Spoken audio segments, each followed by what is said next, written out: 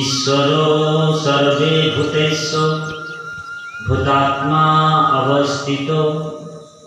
মই সকলো প্ৰাণীৰ হৃদয়ত আছো। তাৰপিছত কৈছে যে বিষ্ণু ইদম জগত, গোটেই জগতটো মোৰ হয় বুলি কৈছে। তাৰপিছত কৈছে যে গোটেই জগতটো মোৰ হয়, মই সকলো প্ৰাণীৰ হৃদয়ত আছো আৰু মোৰ কাৰণে সৃষ্টি স্থিতি অন্ত হৈ আছে বুলি কৈছে। মায়া দক্ষিণী প্ৰকৃতি সূৰ্যদোষ চৰাচৰ, মোৰ অবিহনে চন্দ্ৰ সূৰ্য বায়ু বৰুণ একো কাম কৰিব নোৱাৰে। মই নহ'লে জগতখন অচল হৈ যাব কৈছে। মই নিৰন্তৰ, মোৰ অবিহনে বোলে গছৰ পাত এডাল নলৰিব। গতিকে মোতকে পৰম তত্ত্ব আৰু কোনো নাই। অহম সৰ্বস্ব প্ৰভুব মত সৰ্বম প্ৰৱৰ্তন্তে ইতি মাত্ৰা ভজন্তে মাম বুধা ভাৱ সমন্বিত। ভগৱান কৈছে যে অহম সৰ্বস্ব প্ৰভুব মত, মোৰ পৰাই চৰাচৰ জগতখনৰ সৃষ্টি হৈ আছে। মাধৱদেৱে অনুবাদ কৰিছে, এই মুত মাত্ৰ হুৱে চৰাচৰ অমুতেহে প্ৰৱৰ্তে নিৰন্তৰ।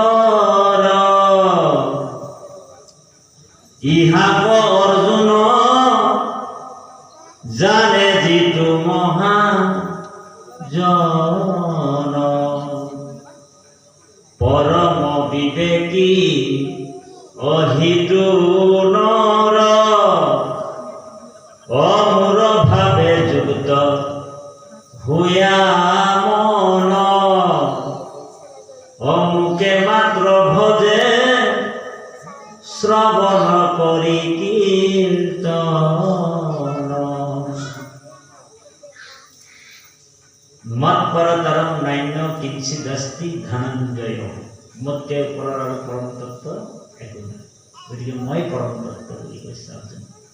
ঋতিপাল বাপা সমস্ত এই অনন্ত কোটি ব্ৰহ্মাণ্ডৰ যিজন অধ্যক্ষ, বোলে পাৰ্লামেণ্টৰ অধ্যক্ষৰ কথা কোৱা নাই, বোলে স্কুলৰ প্ৰিন্সিপালৰ কথা কোৱা নাই, সেইজন হৈছে পৰমেশ্বৰ, যি নেকি সকলো হৃদয়ত বহি আছে।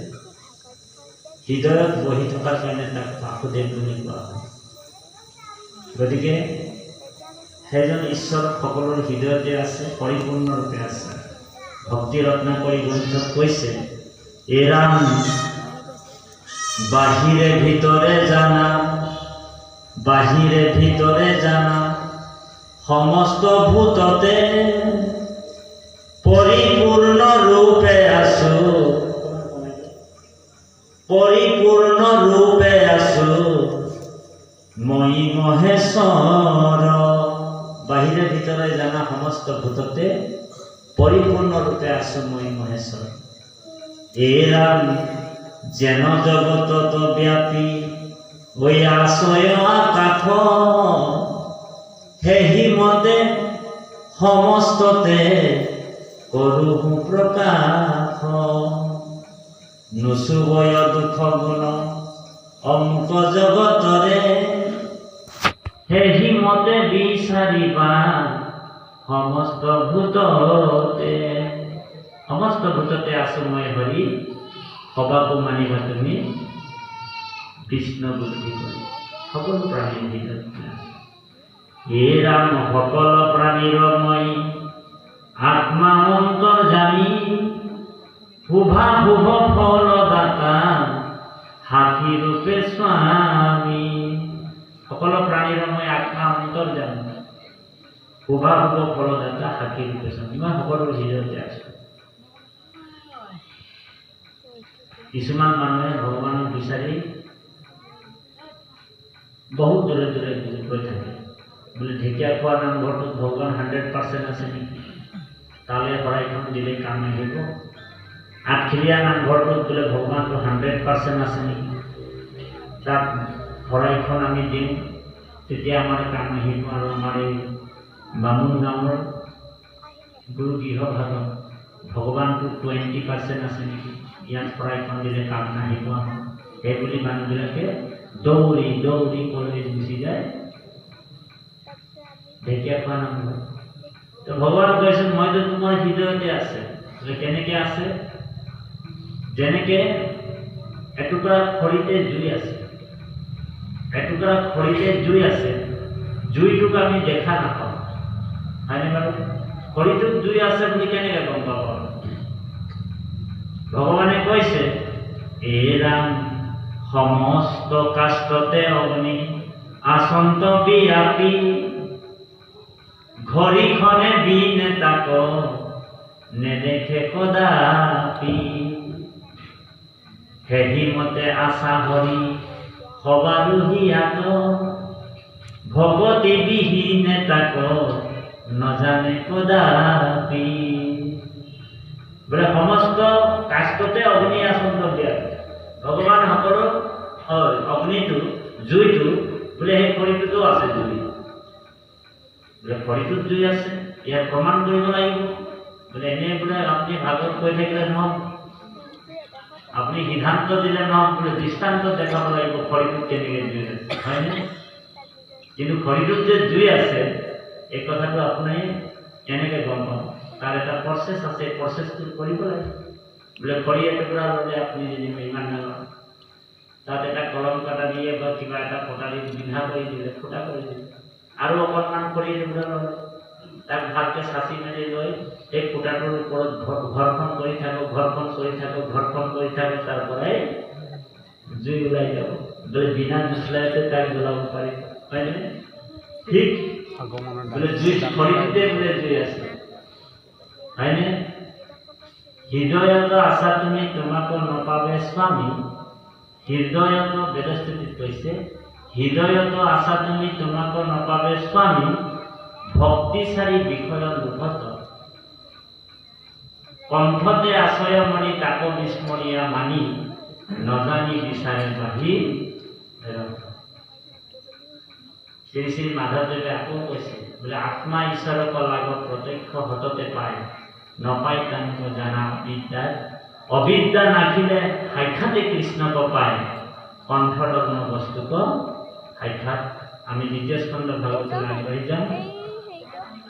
প্ৰথম স্কন্ধৰ প্ৰশ্নটো আছিলে পৰীক্ষিতৰ, আপোনালোকক যোৱাকালি কৈ দিয়া হৈছিল, আৰু এটা কাহিনী থাকি গ'ল। কাহিনীটো কি আছিলে? সৰুখন ডায়েৰীৰ কাহিনী। আজি ডায়েৰীত ভালকৈ ওলাই দিব লাগিব ডায়েৰীৰ কাহিনীটো, কাইলৈ থাকি গ'ল সৰুখন ডায়েৰীৰ কাহিনীটো। আজি ডায়েৰীত ভালকৈ আপোনালোকৰ মাজত প্ৰকাশ কৰি দিম। তো গতিকে দ্বিতীয় স্কন্ধৰ প্ৰথম স্কন্ধৰ প্ৰথম প্ৰশ্নটো পৰীক্ষিতে কৈছে যে আতা পিস্বামী সংসিদ্ধীনাম যোগিনাম পৰমম গুৰু, পুৰুষেও ইয়াত কাৰ্য মৃয়মানুষ সৰ্বদা। আমি মৃয়মান লোক, আমি মৃত্যুমুখী মানুহ কি কৰিব লাগিব? পৰীক্ষিতৰ প্ৰথম প্ৰশ্নৰ উত্তৰ দিয়াত দ্বিতীয় স্কন্ধ উত্তৰ দিছে ভোগমণিয়ে যে মৃত্যুৰ পৰা আপুনি পাৰ হ'বলৈ হ'লে ভগৱান নিৰ্গুণ ব্ৰহ্ম কৃষ্ণৰ লীলা চৰিত্ৰ শ্ৰৱণ কৰিব লাগিব। 7 দিন শ্ৰৱণ কৰিব কৈছে ইয়াত ভাগৱতত। কিন্তু এটা উদাহৰণ দি কিনে কৈছে কৃষ্ণৰ কথাটো যে তোমাৰ ওচৰত 7 দিন টাইম আছে, 2 দণ্ডতে গতি পাব পাৰে যদি কৃষ্ণক একান্তভাৱে ভক্তি কৰে। এই কথাটিকে কৈছে অল্পকালে সাধে ইটো কৃষ্ণৰ ভকতি, 2 দণ্ডে পাইলা গতি শতাংগ নিৰ্পতি। 2 দণ্ডে বোলে তোমাক গতি পাব পাৰা। স্মৰণক মাত্ৰেন জন্ম সংসাৰ বন্ধন বিমোচতে। ভগৱানক আমি স্মৰণ কৰাৰ লগে লগে আমাৰ হৃদয়ত ভগৱান প্ৰকাশ হৈ গৈছে। গতিকে সেই পৰম ঈশ্বৰ পৰম গুৰুৰ গুৰু জগতগুৰু শ্ৰীমন্ত শংকৰদেৱৰ শ্ৰীচৰণত আমি ভক্তিপূৰ্ণ সেৱা জনাইছোঁ। উচ্চ কণ্ঠেৰে বামুণগাঁও লৰি যোৱাকৈ আপোনালোক গুৰুৰ নাম ল'ব লাগিব। বামুণগাঁও লৰি যাব লাগিব। কেনেকৈ? উচ্চ কণ্ঠেৰে লওক, জয় জগতগুৰু শ্ৰীমন্ত শংকৰদেৱ। কি ৰকম মানুহ ৰে! হৰিৰূপী ব্ৰহ্মাণ্ডটো লৰি যোৱাকৈ গাব লাগিব ঈশ্বৰৰ নাম। সেইটো কাৰণেতো বেদত কৈছে উত্তৰেষ্ট জাগ্ৰত প্ৰাপ্য বৰাময়।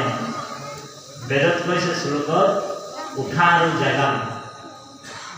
উত্তৰেষ্ট জাগ্ৰত প্ৰাপ্য বৰাময়, উঠা আৰু জাগা। কোন ক'ৰ পৰা উঠিবলৈ কৈছে? বোলে বিচনাৰ পৰা উঠিবলৈ কোৱা নাই, তাৰমানে আমি শৰীৰটোৰ পৰা উঠিবলৈ কৈছে। চৈতন্য হয়নে? উঠা আৰু জাগা বিচনাৰ পৰা কোৱা নাই, শৰীৰটোৰ পৰা আমাক জাগিবলৈ কৈছে। সেইটো কাৰণে শৰীৰটো দুটা ৰূপত ভাগ হৈ আছে। এটা হৈছে স্বপ্নময় শৰীৰ আৰু এটা হৈছে জাগৃত শৰীৰ। আজি আমি জাগি আছোঁ এই শৰীৰ। ব্ৰহ্মা আদি কৰি জীৱ জন্তু চব হৈ থাকিলেও আমি আজি জাগি আছোঁ। আজি আমাৰ আত্মাৰ পোষণ হৈ আছে, আমাৰ আত্মাৰ পোষণ হৈছে আজি। বাকীবিলাক শৰীৰ আমি পাইছিলোঁ, ঢেৰ শৰীৰ পালোঁ। আমি বোলে জেঠীৰ পেটৰ পৰা ওলাই আহিছিলোঁ। এদিন মই জেঠী হৈ জন্ম হৈছিলোঁ। আমি গাধৰ পেটৰ পৰাও আহিছিলোঁ। আমাৰ গাধটোও আমাৰ মা আছিলে। গৰুৰ পেটৰ পৰা আমি আহিছিলোঁ, গৰুটোও মোৰ মা আছিলে। আজি আহি যেনিবা 84 লক্ষ ভ্ৰমণ কৰি কৰি আজি আমি মানুহৰ জন্ম পালোঁ। মানুহ এতিয়া আমাৰ মা হৈছে। গতিকে বাকীবিলাক শৰীৰ পোৱাত আমি অকল শৰীৰৰ পোষণ কৰিলোঁ, শৰীৰৰ খাদ্য খুৱাইছিলোঁ। ঢেৰ জন্ম হ'ল, অকল শৰীৰটো খোৱালোঁ। কিন্তু আজি মানৱীয় শৰীৰটো পাই কিনে আজি আমাৰ আত্মাৰ পোষণ হৈ আছে। আত্মাটোৰ খাদ্য কি? বোলে ঈশ্বৰৰ নাম। এক মিনিট সময় হৰিৰ নাম লওক। ঈশ্বৰৰ নামটো বা গুৰুৰ নামটো ঊৰ্ধ্ববাহু কৰি ল'ব লাগিব। এবাৰ আমি ধেমাজি জিলাত ভাগৱত ব্যাখ্যা কৰিবলৈ গৈছিলোঁ। ধেমাজি জিলাত আইসকলে ভাগৱত পাতিছিলে, বাপসকলে মোকাবিলা বহুত আই মাতৃসকল হৈছিলে তাতে আমি গুৰুৰ নামটো উচ্চ কণ্ঠেৰে ল'বলৈ ক'লোঁ যে আই মাতৃহক আপোনালোক গুৰুৰ নাম উচ্চ কণ্ঠেৰে লয়। ইমানেই উচ্চ কণ্ঠেৰে গুৰুৰ নাম ল'লে আই মাতৃসকল বগীবিল দলংটো লৰাই দিলে। যদি ধেমাজিৰ জিলাৰ আই মাতৃসকল গুৰুৰ নাম লৈ বগীবিল দলং লৰাব পাৰিছে, আমাৰ বামুণগাঁৱৰ আই মাতৃসকল ওচৰত দলং আছে নে? পহাৰঘাট দলংটোতো লৰাব। গতিকে উচ্চ কণ্ঠেৰে কওক, জয় জগতগুৰু শ্ৰীমন্ত শংকৰদেৱ। এইরকম মানুষে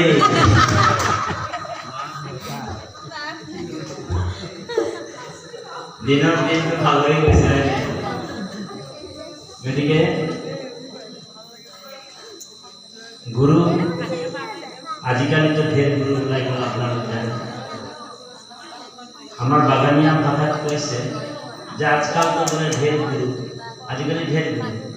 বলে বাপেক গুরু আসলে বাপেক ঢোকাই গেল, পিতেক গুরু হল। পিতেক ঢোকাই যাব বলে নাতি গুরু হল, পরম্পরা গুরু, ঢের গুরু, আমুক গুরু তামুক গুরু। আমি গুৰুবিলাকৰ নাম নকওঁ। বলে আজকাল তো বলে ঢেৰ গুৰু। আমাৰ বাগানিয়া ভাষাত কৈছে বলে কেনেকুৱা গুরু? বলে লণ্ড গুরুর ভণ্ড চেলা, গুরুটো লণ্ড আর চেলাটো বলে ভণ্ড।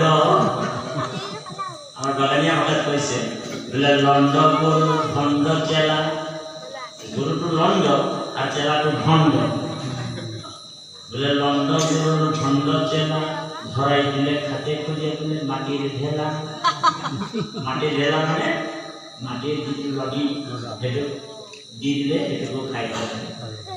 এরকম গুরু আজিকালি বজাৰত ঢেৰ আছে। কিন্তু গুৰু কোন? সবেই গুৰু হ'ব নোৱাৰে। আচাৰ্য দেৱ ভৱ বুলি কৈছে। গুৰু দেৱৰ ৰূপ হয়, ঈশ্বৰ হয়।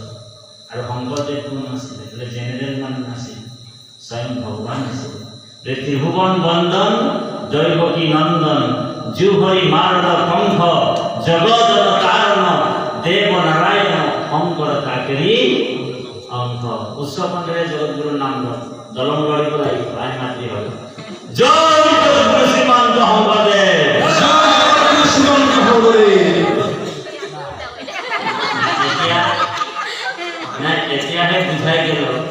এতিয়াহে বুঝাই গেল বোলে তোৰা পাক্কা গুৰুৰ শিষ্য, নহলে আগলৈকে মানে ফেৰ মাৰি আছিলে আপোনালোক, কিন্তু এতিয়া পুৰা পাক্কা হৈ গ'ল যে আপোনালোক আমি সকলোৱে পাক্কা গুৰুৰ শিষ্য হয়। অকপটে যদি গুৰু সেৱাক কৰে গুৰুৰ সমান শক্তি শিষ্যত্ব হয়। অকপটভাৱে যদি আমি গুৰু সেৱা কৰে, আমাৰ গুৰুঘৰ সকলোৰে আছে নহয় জানো?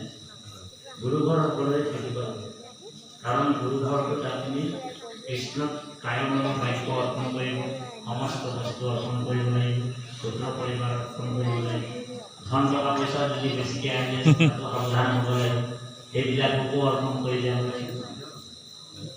যদি মোৰ ধন মোৰ মাটি মোৰ বাৰী বুলি নিজৰ কৰি ৰাখিব, তেতিয়াহ'লে গৰ্ব অভিমানবিলাক ইমানেই হৈ যাব নিজকে চম্ভালিব নোৱাৰিব, লাষ্টত অহৰি অৱদান হয়।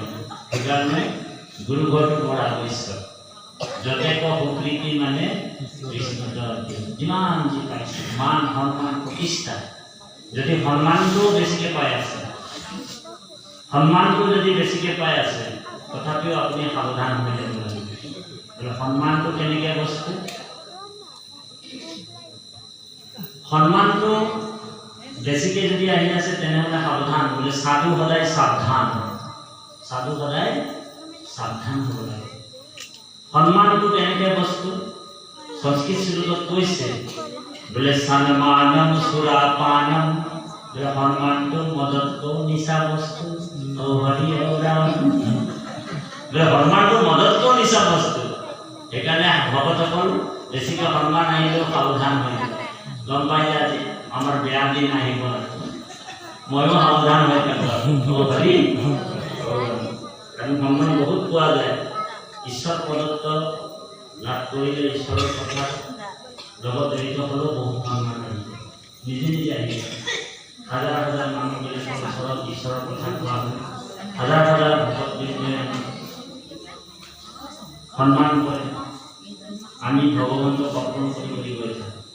প্ৰভু এইবিলাক আপোনাৰ কাৰণে পাইছে, আপুনিয়ে লওক, এইটো মই চম্ভালিব নোৱাৰিম, কাৰণ মোৰ একো নাই, আমি শূন্য মানুহ, হয়নে?